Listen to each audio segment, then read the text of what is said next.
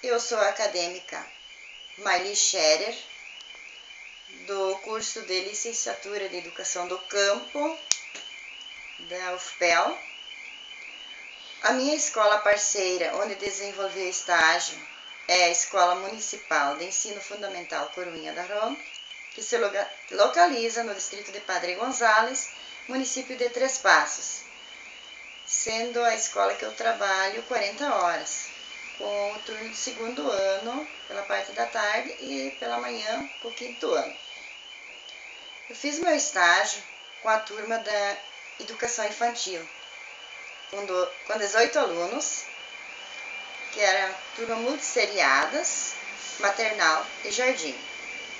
A professora regente é Sônia Henniker. Os alunos são calmos, participativos. Me senti muito bem. Posso dizer que aprendi muito nesses 25 dias de estágio. A escola tem como rotina diária, o início da aula começa às 13h20 e o término é às 17h20. Às 14h20,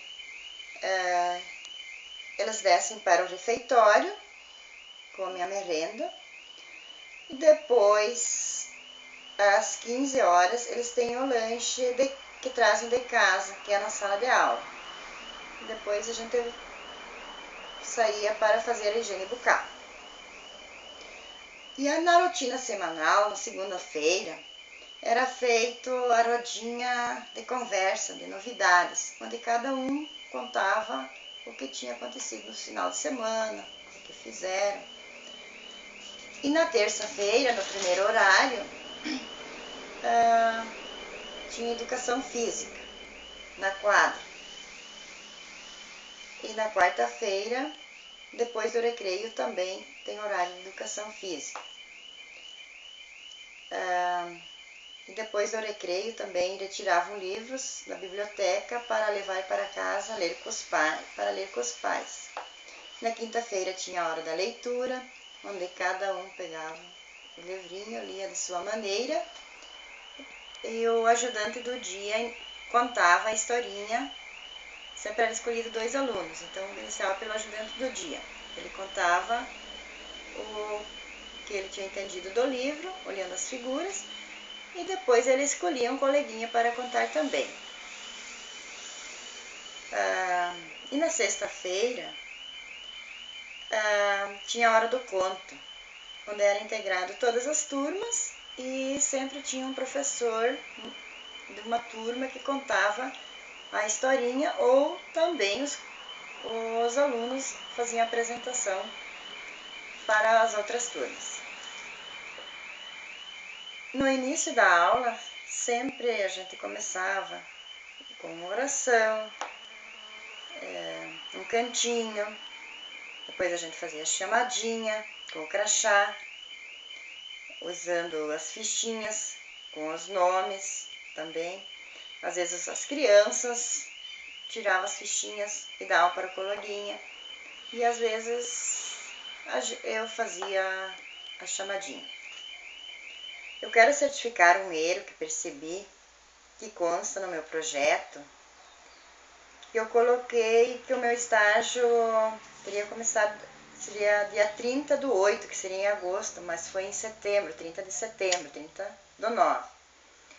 E o término foi 4 de novembro, e não 4 de outubro.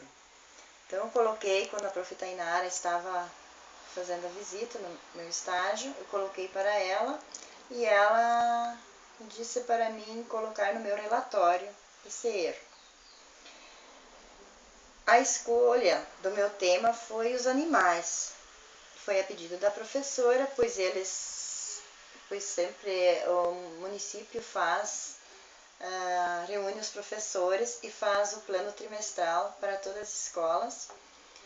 E como ela me colocou que os animais não tinham sido trabalhados ainda, ela pediu para mim trabalhar nos animais. Então foi um assunto que envolveu bastante pesquisas, diálogos, a gente interagiu bastante com as crianças e foi muito bom, um conteúdo muito bom que as crianças aprenderam bastante. E o que tenho a mencionar são somente fatos bons que ocorreram no meu estágio, pois todos os alunos eram calmos e queridos. Cada dia que passava, algo a mais eu descobria, vendo a forma que eles desenvolviam as atividades propostas a eles. Todos os materiais diferentes que eu levava e apresentava para eles, mostrava, eles se sentiam entusiasmados e curiosos. Eu fiquei surpresa um dia quando o aluno Rafael disse: "Bah, prof. Marli traz tanta coisa legal para nós brincar." E os outros disseram: "É, sim." E todas as aulas eu levava algo diferente, usando sempre material concreto, e minhas aulas eram lúdicas e prazerosas. Fizemos cartazes no grande grupo, gráfico dos animais que eles tinham em casa. Fiz também, o que me chamou muita atenção, eu fiz o cartaz com a cópia do texto O Pato, onde eles leram, memorizaram, e quando tinha uma folguinha eles iam lá na frente no cartaz e ficavam lendo o que eles tinham memorizado, mostrando com as dedinhas as palavrinhas.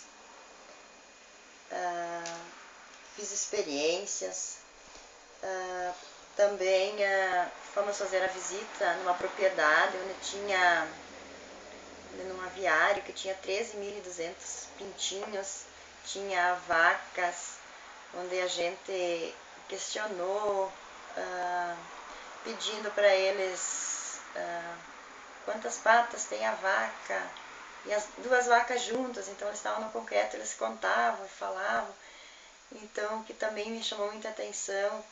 Daí quando falamos nas aspas, nas guampas que a gente dizia, eles se conhecem por guampas, eu disse: "Quantas guampas tem as vacas?" Eles ficaram olhando e olharam para mim, e as vacas não tinham guampas. Então eu questionei com os proprietários. Então eles falaram que elas, quando eram pequenas, nasciam, eles cortavam as aspas delas para elas não se avançarem, né? Ficar tirando o pasto do coxo. Então eles explicaram. Então foi muito interessante essa parte. Também a gente fez passeio no bosque, brincamos no bosque, tem um bosque perto da escola. Tivemos integração com a APAE, com crianças especiais na Semana da Criança. Fizemos bastante atividades diferenciadas, assistimos filmes, fizemos dramatizações para outras turmas, pinturas com tintas, modelagens, fizemos quebra-cabeça, dobraduras, fizeram um livrinho também, que era o livrinho As Borboletas, e eles adoraram fazer. Brincamos brincadeiras do folclore, cantamos músicas folclóricas, e eu me senti uma criança fazendo as atividades com eles, pois a gente brincava bastante. E na minha experiência profissional, notei que a educação infantil exige do professor calma, pois cada um quer contar algo e é preciso dar atenção. Também, quando vou no banheiro, a gente precisa estar sempre no lado deles, amarrar cadarço, abrir o pote de merenda. Então, tudo isso o professor tem que estar atento, estar sempre presente com eles. E quanto aos autores que fundamentaram as minhas ações e reflexões, posso dizer que me espelhei em tudo que aprendi no curso. até agora. Mas vou citar alguns que no texto da professora Vânia Tisa e do professor Antônio Maurício Medeiros Alves, onde destaca Souza, 2008, página 13, que os materiais didáticos podem ser produção originada intencionalmente para o uso escolar, como também pode ser resultados de adequação para o ensaio dos diferentes materiais. Então, me espelhei nisso porque os materiais didáticos que eu apresentava, tudo foi feito por minha autoria, que eu fiz para eles. Nas considerações de Rangel, 2005, página 26, destaca que os potenciais e limites dos materiais didáticos não estão apenas no próprio material, mas também na formação intelectual e pedagógica, na criatividade didática e mesmo na presença de espírito de cada professor, no perfil sociocultural e escolar dos aprendizes, na característica das escolas e seu projeto pedagógico particular e nas diferentes situações de ensino-aprendizagem em que se recorre a esse material. E Brandão também coloca que a educação acontece dia a dia. O texto da Rose Adriana Andrade de Miranda coloca que devemos aproximar a criança onde vive com sua realidade concreta, dando a ela um espaço lúdico e prazeroso, brincando, jogando, dançando. E o Celeste Freire era um grande educador popular, inovador do século XX. Ele fazia aula a passeio e as técnicas pedagógicas, os aspectos políticos e sociais eram em torno da escola.